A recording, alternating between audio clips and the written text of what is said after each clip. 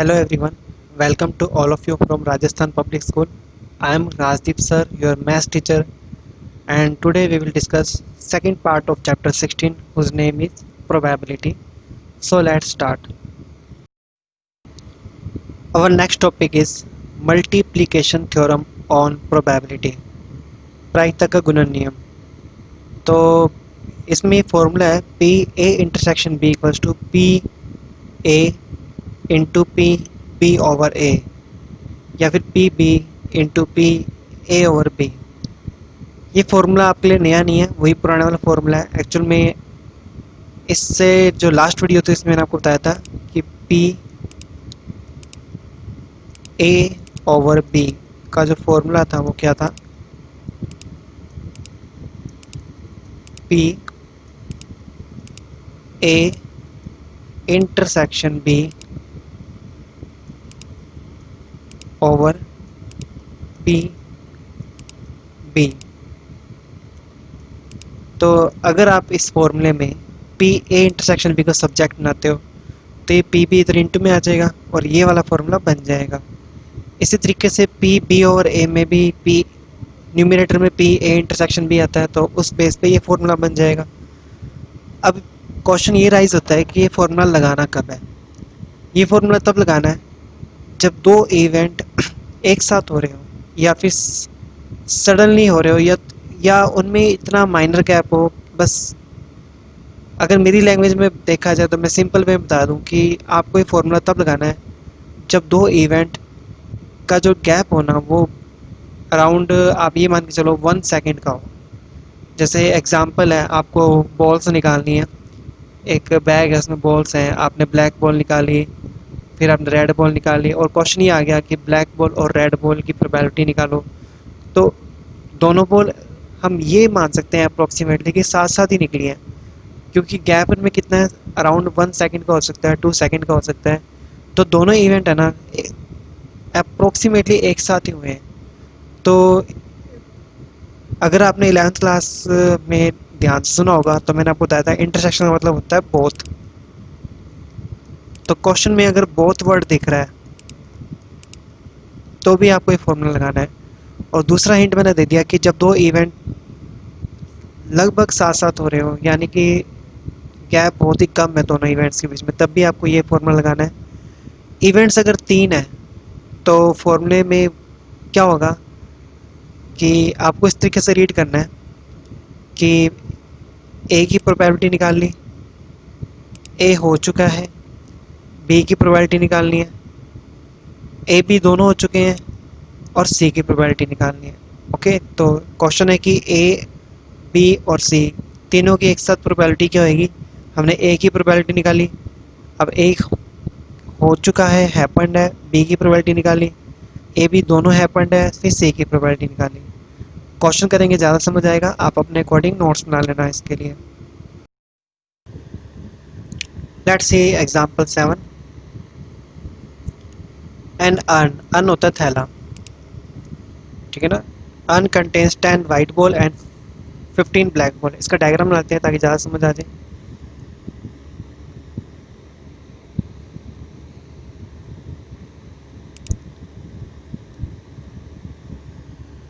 Okay, ये हमारे पास थैला है जिसमें 10 तो है वाइट बॉल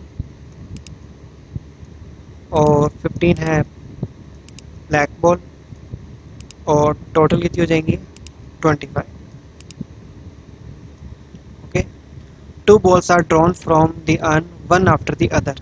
यानी 2 बॉल्स बाहर निकालिए, एक पहले फर्स्ट निकाली, फिर हमने सेकंड बॉल निकाली. ओके, विदाउट रिप्लेसमेंट यानी कि इसको निकालने के बाद वापस नहीं डालना. ओके, ये विदाउट रिप्लेसमेंट है ना, इसके ऊपर आपको बहुत ही इंपॉर्टेंट कुछ बताना है मुझे.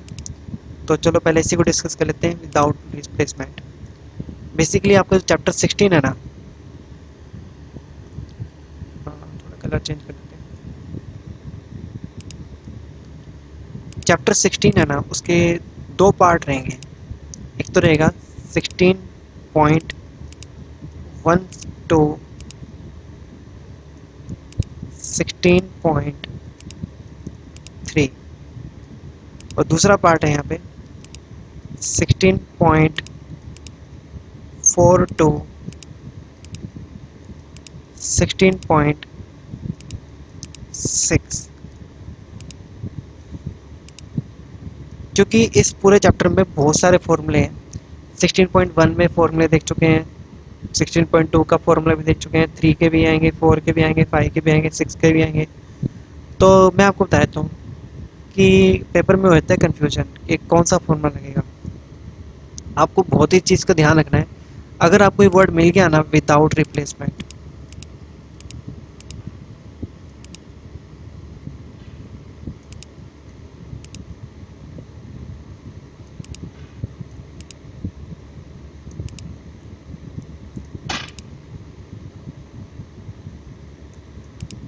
तो ये क्वेश्चन 100% 16.1 से लेके 16.3 के बीच का है।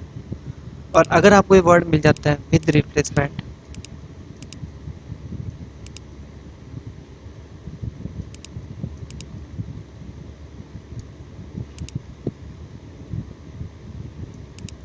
तो ये क्वेश्चन 100% 16.4 से लेके 16.6 के बीच का क्वेश्चन है। ये बहुत ही ज़बरदस्त ट्रिक बता रहा हूँ मैं आपको, ध्यान रखना है, कन्फ्यूजन ना हो जाए, इसलिए मैं आपको बताता हूँ कि ये वर्ड अगर दिख जाता है तो इधर का क्वेश्चन है, और ये वर्ड दिख जाता है तो ये इधर का क्वेश्चन है। ठीक है, अब वापस क्वेश्चन पे आते हैं। तो what is the probability that first ball is white. तो फर्स्ट बॉल हमारी कौन सी निकली है, यहाँ से वाइट निकली है, and second ball is black. यहाँ पे एक वर्ड आ रहा है एंड, एंड का मतलब होता है इंटरसेक्शन।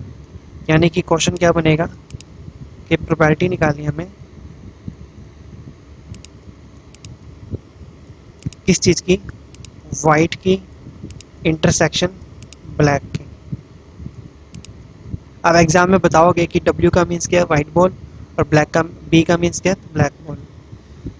फॉर्मूला लगाएंगे ऊपर वाला। तो फॉर्मूला कैसे लगाना है, फॉर्मूला लगाते टाइम ना आपको एक कहानी की तरह इसको पढ़ना है, एक स्टोरी वाइज को लेना है क्वेश्चन को, कि सबसे पहले क्या हुआ।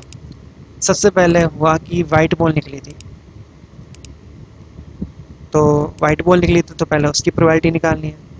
फिर कहानी के बाद में क्या हुआ, कहानी के बाद में ये हुआ कि वाइट बॉल तो निकल चुकी है, उसकी प्रोबेबिलिटी भी हम निकाल चुके हैं। सेकंड बॉल जो निकलेगी वो ब्लैक बॉल होगी। ओके, या ब्लैक जो सेकंड बॉल निकली वो कौन सी, ब्लैक बॉल। बस कहानी ख़त्म हो गई, फॉर्मूला तैयार हो गया। अब इसकी वैल्यू रख देते हैं। तो वाइट बॉल कितनी है इसमें, 10 है। टोटल बॉल कितनी है, 25 है। ये तो चलो हो गया। सेकंड जो कहानी है उसमें क्या होगा कि हम एक बॉल निकाल चुके हैं, तो वाइट बॉल अब कितनी रहेगी, 9। और ब्लैक बॉल कितनी रहेगी, वो तो 15 की 15 है, क्योंकि ब्लैक बॉल तो निकाली नहीं अब तक। टोटल कितनी हो जाएंगी ये, 24।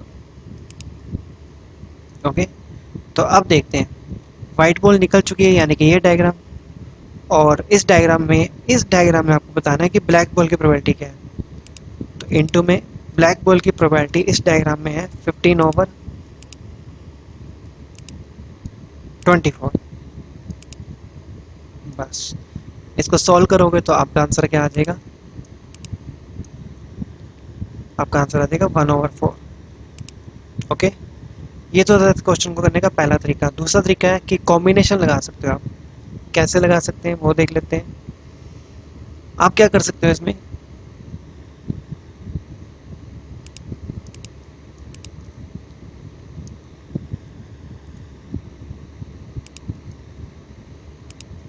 अब बात करते हैं ऑल्टरनेट मैटर की।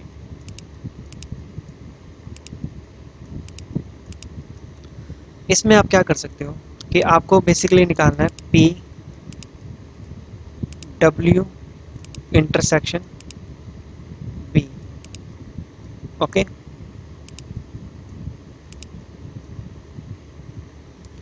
तो सबसे पहले आपको इसमें करना है क्या कि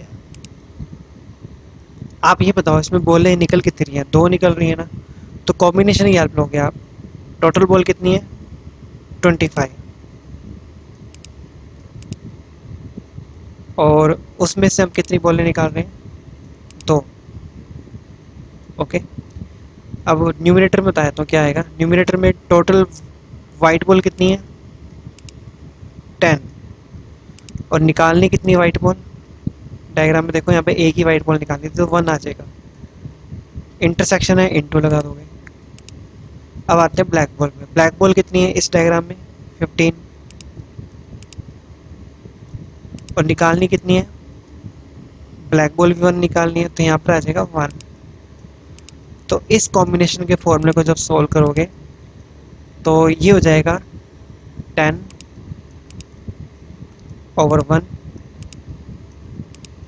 into 15/1,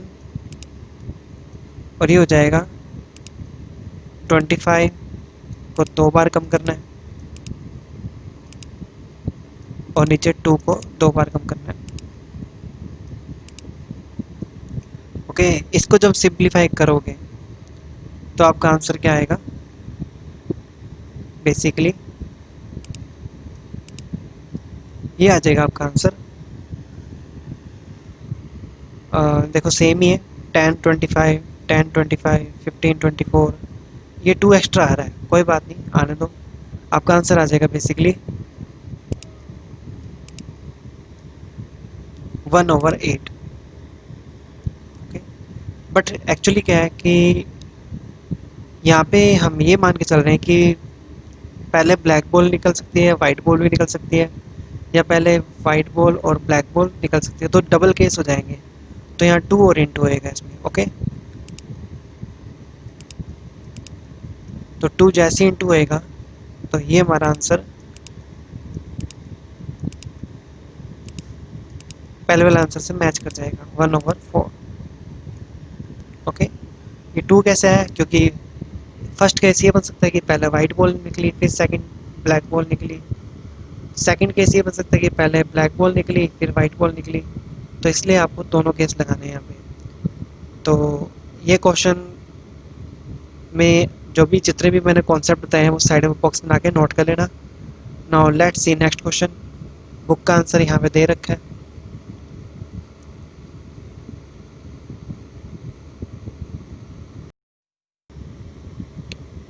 example 8,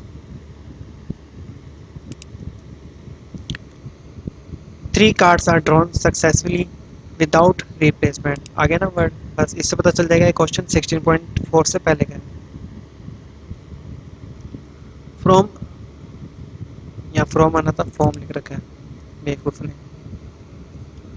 from a pack of 52 well shuffled card. Okay, तो ये तो सबको पता है 52 कार्ड्स होते हैं, कोई नई चीज़ नहीं बताई इसने, ठीक है ना? What is the probability that first 2 card are king and third card drawn is queen? तो आपको अपने अकॉर्डिंग लैंग्वेज बनानी है, यानी कि पहला कार्ड K1 ले लेते हैं, फिर दूसरा कार्ड भी किंग निकला K2 मान लेते हैं उसको, फिर तीसरा कार्ड निकली है क्वीन। ये तीनों इवेंट साथ साथ ही हुए हैं ऑलमोस्ट, इसलिए इन तीनों के बीच में क्या आ गया? इंटरसेक्शन आ गया। ओके, और यहाँ पे एंड वर्ड भी है, तो इससे आपको हिंट मिल जाएगी इंटरसेक्शन का क्वेश्चन है।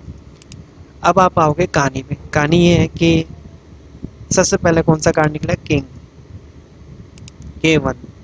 ओके, यहाँ आप देखो इसने इंटरसेक्शन लगाया।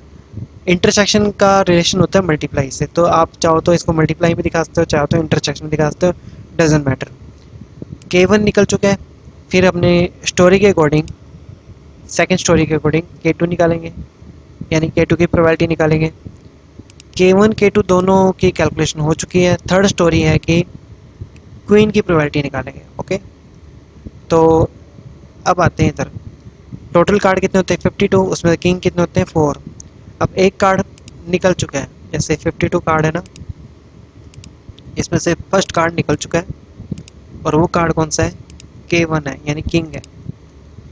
फिर अब ये कार्ड 52 नहीं रह जाएंगे, अब ये कार्ड हो जाएंगे 51 सेकंड किंग के लिए। जब K2 की बात करेंगे तो कार्ड हो जाएंगे टोटल 51, और किंग कितने हो जाएंगे 3, क्योंकि एक किंग तो निकल चुका है पहले।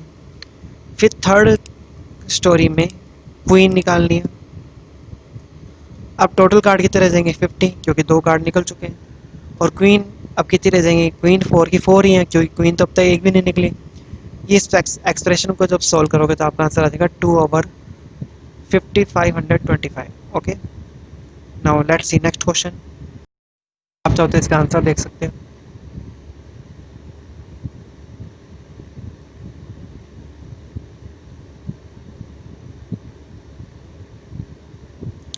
Okay, next topic is independent events, स्वतंत्र घटनाएं।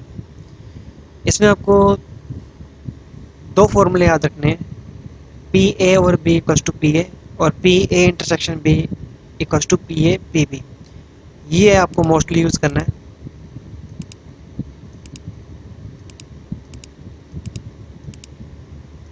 और ये आपको बहुत ही कम यूज़ करना है, या मैं कहूँ तो करना ही नहीं फॉर्मूला यूज़। ये सिर्फ समझाने के लिए कि है क्या चीज़। इंडिपेंडेंट इवेंट्स का मतलब ये हो गया कि हमने ए की प्रोबेबिलिटी निकाली जब बी हैपन हो चुके हैं, और यहाँ पे हमने ए की प्रोबेबिलिटी निकाली। अगर दोनों का आंसर सेम आ गया तो हम कह सकते हैं कि ए को बी से कोई लेना देना नहीं है। ए की प्रोबेबिलिटी चाहे बी के प्रेजेंस में निकालो, चाहे बी की विदाउट प्रेजेंस में निकालो, कोई फर्क नहीं पड़ रहा है ए को। इसी को इसलिए यहाँ पे क्या हो गया, इंडिपेंडेंट इवेंट हो गया। ओके, तो बेसिकली क्वेश्चन ये आएगा कि ए और बी को इंडिपेंडेंट चेक करो, या स्वतंत्र है या नहीं है इसकी जांच करो। तो आपको क्या करना है, प्रोबेबिलिटी निकालनी है इंटरसेक्शन की, प्रोबेबिलिटी निकालनी है इंडिविजुअल की, दोनों का मल्टीप्लाई कराना है। अगर left hand side right hand side की इक्वल आ गई तो इट मीन्स वो इंडिपेंडेंट है। अगर ऐसा नहीं हुआ तो वो इंडिपेंडेंट नहीं है। ओके, तो क्वेश्चन देख के समझते हैं इसको। Example 9, event A and B are such that P A आपको दे रखा है, पी बी दे रखा है, पी ए नोट और पी बी नोट दे रखा है आपको 1/4। Then are A and B independent event. अगर इंडिपेंडेंट इवेंट हमें चेक ही करना है तो इट मीन्स हमें इस चीज़ को प्रूफ करना पड़ेगा। ओके, चेक करना पड़ेगा कि इंटरसेक्शन की वैल्यू इंडिविजुअल मल्टीप्लाई के इक्वल आ रही है नहीं आ रही। अब क्वेश्चन देखते हैं वैल्यूज़ क्या क्या है। क्वेश्चन में हमारे पास पी ए दे रखा है, पी बी दे रखा है, बट प्रॉब्लम ये आ गई कि पी ए इंटरसेक्शन बी नहीं दे रखा। थोड़ा घुमा दिया क्वेश्चन। पहला हमारा काम ये रहेगा कि पी ए इंटरसेक्शन बी की वैल्यू निकालनी है। अब यहाँ पे पी ए नोट का मतलब होता है ए डैश या ए बार, बी नोट का मतलब होता है बी डैश, और का मतलब होता है यूनियन। ये चीज़ याद रखना। एंड का मतलब इंटरसेक्शन, ओ का मतलब यूनियन। ओके, अब डी मॉर्गन्स लॉ क्या कहता है कि अगर हमारे पास डबल डैश है, उसका अगर आप सिंगल डैश करते हो तो यूनियन का क्या होता है, इंटरसेक्शन। ये डी मॉर्गन लॉ है। डी मॉर्गन लॉ स्पेलिंग गलत हो सकती है, बस नाम ही है, ठीक है। हमें काम से मतलब है, नाम से मतलब नहीं, ठीक है। De Morgan law. ओके, अब यहाँ पे जो डैश है, प्रोबेबिलिटी ए डैश का जो फॉर्मूला होता है वो होता है 1 - पी ए, यानी 1 - विदाउट डैश। यानी डैश की प्रोबेबिलिटी किसकी होती है, 1 - विदाउट डैश की। तो यहाँ पे 1 - विदाउट डैश आ जाएगा। तो इसको जब सिंप्लीफाई करोगे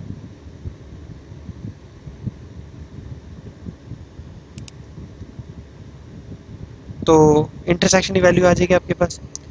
अब हमारा ये काम शुरू होता है कि पी ए इंटरसेक्शन बी की वैल्यू निकाल ली, पी और पी बी का मल्टीप्लाई कराया, तो ये आंसर आ गया। दोनों आंसर मैच कर नहीं रहे, इट मीन्स ये क्वेश्चन में हम कह सकते हैं कि A and B are not independent events. Next question देखते हैं। Example 10, a fair coin and an unbiased die are tossed. Unbiased क्या होता है, जो सिंपल लैंग्वेज बोले जो ईमानदार होता है, जो बेईमानी नहीं करता। ओके, जैसे डाइस है, ठीक है ना, या कॉइन होते हैं, ये सब अनबेस्ड होता है। अगर आपने पुरानी फिल्म देखी है, उसमें शोले फिल्म थी, शोले फिल्म में एक कॉइन होता था जिसके दोनों तरफ क्या होते थे, हेड होते थे। तो वो बेस्ड कॉइन था, क्योंकि वो चीटिंग करता था। उसमें कभी टेल आ ही नहीं सकता था क्योंकि दोनों तरफ क्या थे, हेड थे। तो जिसमें चीटिंग ना हो वो होता है अनबेस्ड, जिसमें चीटिंग हो जाती है वो होता है based.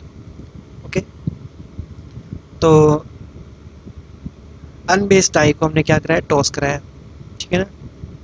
Late A be the event head appear, इससे दोनों काम एक साथ किए, कॉइन को भी और डाई को भी, दोनों को क्या कराया, टॉस कराया।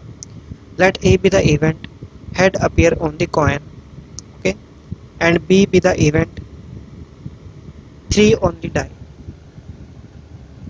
क्वेश्चन है check whether A and B are independent. तो चेक कैसे करेंगे, इस फॉर्मूले से आप इंटरसेक्शन की प्रोबेबिलिटी निकाल लो और ए और बी की इंडिविजुअल प्रोबेबिलिटी निकालो और दोनों का मल्टीप्लाई करा दो। अगर दोनों का आंसर सेम आता है तो इट मीन्स वो इंडिपेंडेंट इवेंट्स है। तो पहले सैम्पल से बना लेते हैं इसका। हेड के साथ 1 हो सकता है, 2 हो सकता है, 3 हो सकता है, डेटा डैश 6 हो सकता है, टेल के साथ 1 आ सकता है, 2 आ सकता है, डेटा डैश 6 आ सकता है। ए क्या कह रहा है, ए कह रहा है कि हेड अपीयर, हेड अपीयर में सारे हेड वाले लेते हैं। और बी क्या है, बी कह रहा है कि 3 अपीयर, तो 3 वाले दो ही हैं, दोनों ले लेते हैं। इंटरसेक्शन क्या बनता है, हेड 3। पी ए की वैल्यू कैसे निकालेंगे, ए के एलिमेंट्स काउंट कर लेते हैं, कितने, 1 2 3 4 5 6, और टोटल कितने हैं, 12। तो 6 को 12 से डिवाइड करेंगे, 1/2। पी बी कैसे निकालेंगे, बी के एलिमेंट काउंट कर लेते हैं, 1 और 2 है, 2 को 12 से डिवाइड करेंगे, 1/6, ये बी की प्रोबेबिलिटी आ जाएगी। इंटरसेक्शन कैसे निकालेंगे, इंटरसेक्शन की प्रोबेबिलिटी कैसे निकालेंगे, इंटरसेक्शन का एलिमेंट काउंट कर लेते हैं, 1 ही है, इसको 2 मत काउंट कर लेना, 1 ही ब्रैकेट है यहाँ पे, तो 1/12। क्या इन दोनों का मल्टीप्लाई 1/12 बनता है, बिल्कुल बनता है, इट मीन्स ये इंडिपेंडेंट इवेंट है। Okay,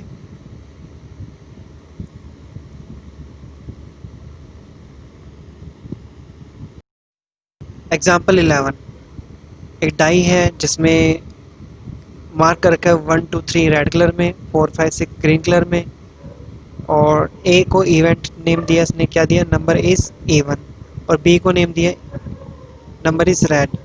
are A and B independent, same वैसे ही क्वेश्चन है, वही कॉन्सेप्ट है, आपको सैम्पल स्पेस बनाना है, आपको देख के समझ में आ जाएगा। और इस क्वेश्चन में क्या हो रहा है कि P A intersection B P A P B के इक्वल आ नहीं रहा, इट मीन्स ये क्या है, इंडिपेंडेंट नहीं है। नेक्स्ट क्वेश्चन की तरफ मूव करते हैं।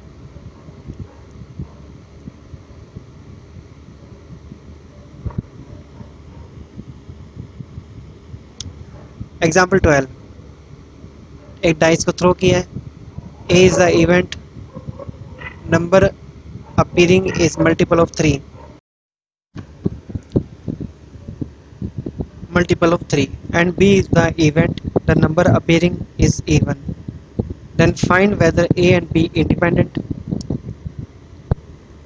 तो सेम वही क्वेश्चन आ गया वापस से जो पहले था, आप इसको कर लोगे मुझे पता है, देख के आपको समझ आ जाएगा, क्योंकि सैम्पल स्पेस बनाना है, ए बनाना है, बी बनाना है, इंटरसेक्शन बनाना है, प्रोबेबिलिटी निकालनी है पी ए की पी बी की, इंटरसेक्शन की, फिर चेक कर लेना है कि इंटरसेक्शन की प्रोबेबिलिटी इंडिविजुअल की प्रोबेबिलिटी के मल्टीपल के इक्वल आ रही है, नहीं आ रही, तो इसमें आ रही है मल्टीप्लाई के इक्वल, तो ये इंडिपेंडेंट इवेंट है। नेक्स्ट क्वेश्चन देखते हैं।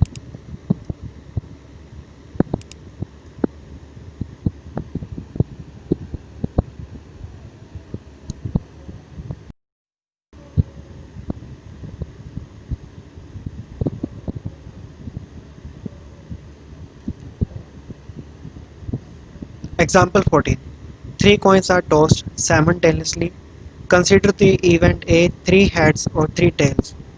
ओके, ये आपको 3 हेड और 3 टेल्स से रखा है,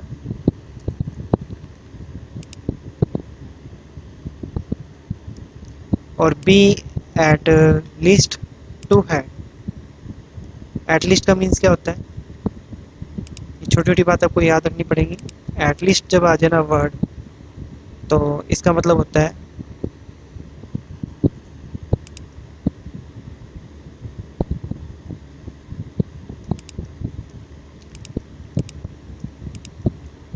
ग्रेटर देन इक्वल्स टू।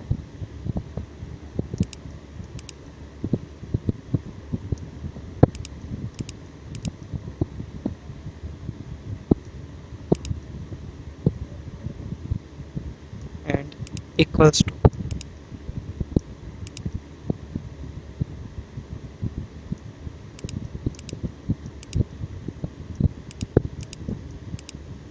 यहाँ पे जो भी नंबर रहेगा वो आ जाएगा। ओके, जैसे क्वेश्चन में क्या है, टू हेड है तो यहाँ पे बनेगा greater than equals to two. C at most का मीन्स क्या हो जाएगा, इसका उल्टा हो जाएगा, less than equals to of the pair A B A C and B C which are independent. तो मैं इसमें एक क्वेश्चन कराता हूँ ए बी वाला, ए सी और बी सी अपने आप देख लेना। तो अब थ्री कॉइन टॉस कराए हैं तो सैम्पल स्पेस क्या बनेगा, तीनों हेड भी हो सकते हैं तीनों टेल भी हो सकते हैं, इस हिसाब से सैम्पल स्पेस बन जाएगा। ए क्या कह रहा है कि थ्री हेड और थ्री टेल्स, तो उसके लिए फेवर में कौन कौन है, तो ट्रिपल एच और ट्रिपल टी, दो ही हैं। बी यहाँ पे क्या कह रहा है, एटलीस्ट टू हेड, यानी कि हेड जो है वो टू भी होने चाहिए और थ्री भी होने चाहिए, यानी greater than equals to two, यानी टू के इक्वल भी और टू से ग्रेटर भी, यानी कि तीन हेड वाले भी देखने हैं और दो हेड वाले भी देखने हैं। तो यहाँ पे तीन हेड वाला कौन है, एक ही है ट्रिपल एच, और टू हेड वाले कौन कौन से, एच टी एच और टी एच एच। और ए और बी का इंटरसेक्शन क्या आएगा, वो आएगा ट्रिपल एच। फिर इसकी प्रोबेबिलिटी क्या बनेगी, 1/8।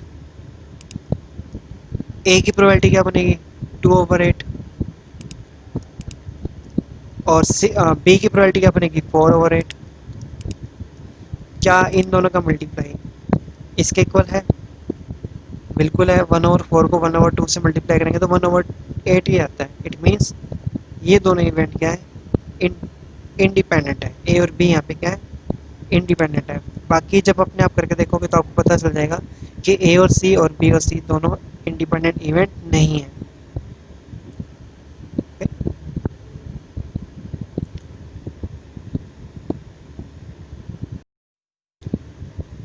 Example 15, if in a random experiment A and B are independent event, पहले से ही दे दिया आपको इंडिपेंडेंट है, कितनी अच्छी बात है, पहले से इसने बोल दिया इंडिपेंडेंट इवेंट है। तो आपको माइंड में रखना पड़ेगा कि अगर ये इंडिपेंडेंट इवेंट है तो पी ए इंटरसेक्शन बी किसके खुलता है, पी ए और पी बी के मल्टीप्लाई के। Then prove that A dash and B are dependent event. Okay, यहाँ पे गलत वर्ड आ गया, इंडिपेंडेंट डालना था, सही कर लेना इसको।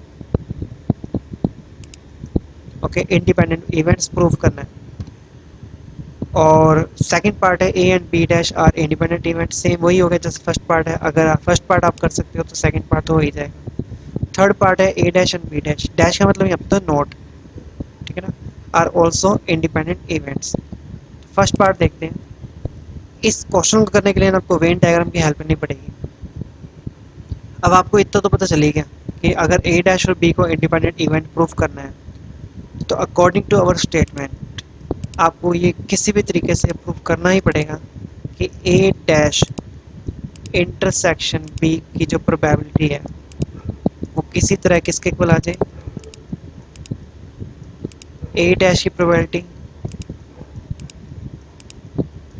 और बी की प्रोबेबिलिटी के मल्टीप्लाई के इक्वल आ गई तो हमारे क्वेश्चन प्रूफ हो जाएगा कि दोनों के दोनों क्या है, इंडिपेंडेंट है। तो ये कैसे करेंगे, आपको पहले ना इस छोटे से पार्ट का डायग्राम बनाना पड़ेगा। ए डैश इंटरसेक्शन बी, तो ये होता है ए डैश इंटरसेक्शन बी। कैसे पता चलेगा, ये ए सेट है तो ए डैश क्या होगा, आउटसाइड में, और बी यहाँ पे आपका ये रहा सेट, और ए डैश और बी का जो कॉमन एरिया होएगा वो क्या होएगा, ये वाला होएगा। ओके, जो ऐसे स्लैंट लाइन देख रहे हो आप, ए ये वाला पार्ट होएगा। ओके, तो इस छोटे से डायग्राम में अगर ए डैश इंटरसेक्शन बी को आप देखोगे ध्यान से तो आपको पता चल जाएगा कि यहाँ पे A union B, sorry A intersection B, ये जो पूरा बी है, कलर चेंज कर लेते हैं,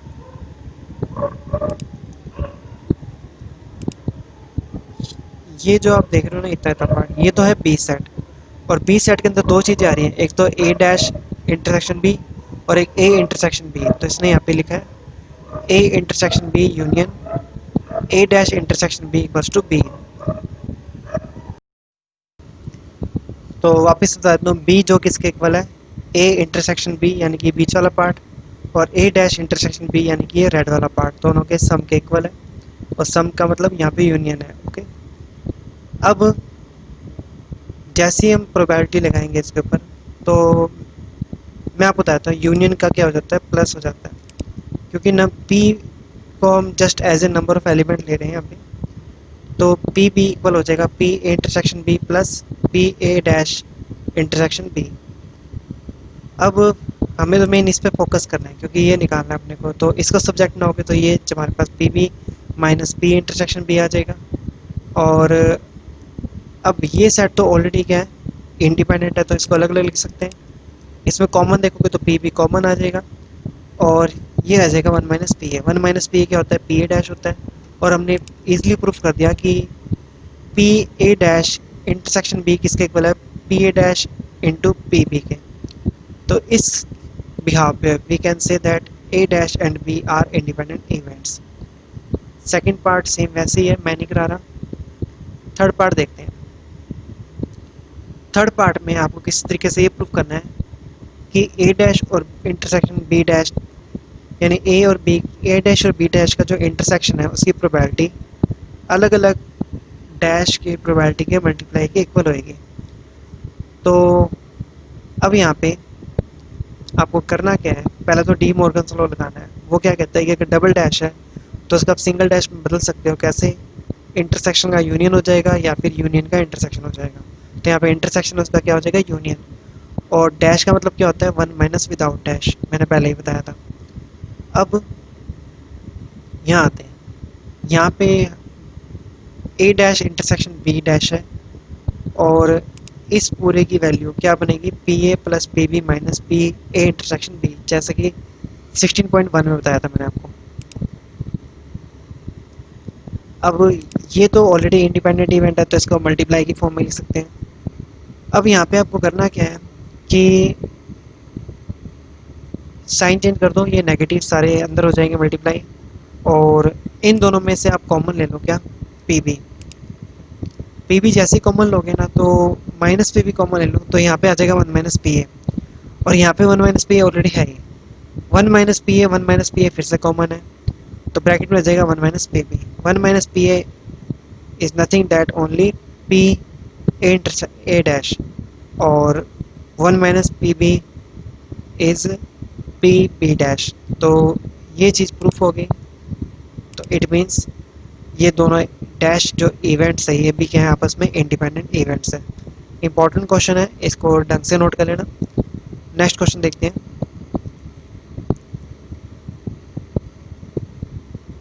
लास्ट एग्जांपल है, if A and B are two independent events then find the probability of occurrence of at least one of A and B। देखो मैंने आपको 16.1 में बताया था कि एट लीस्ट का मतलब क्या होता है, यूनियन ही होता है।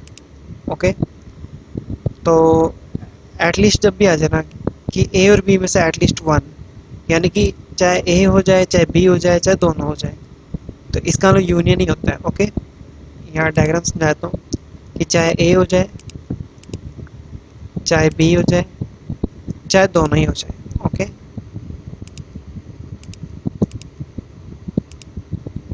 तो ओवरऑल ये सारा किसके इक्वल होता है, ए यूनियन बी के।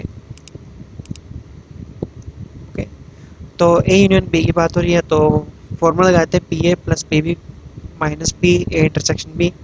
इंडिपेंडेंस इवेंट्स क्या इंडिपेंडेंट है तो इनको अलग अलग मल्टीप्लाई की फॉर्म में राइट कर सकते हैं।